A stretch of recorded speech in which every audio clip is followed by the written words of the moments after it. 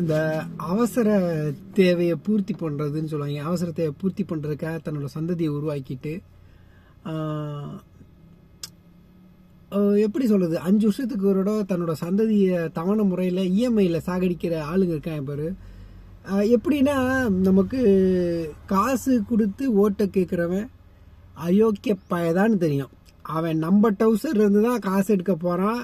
நம்ம பிள்ளைங்க, நம்ம பேர பிள்ளைகள்கிட்ட இருந்து தான் அவங்க வாழ்வாதாரத்தை திருடி தான் சாப்பிட்டு நல்லா இருக்க போகிறான்னு தெரியும். நீ 1000 ரூபா வாங்கு, 5000 ரூபா அடிப்பான்.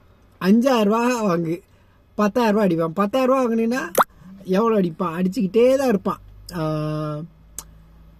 அவன்கிட்ட காசையும் வாங்கிட்டு நான் வாக்கு கொடுத்துட்டேன், அவனுக்கே ஓட்டு போடணும் அப்படின்னு இருக்கிற அந்த மகத்தான மனசாட்சி இருக்கு பாரு.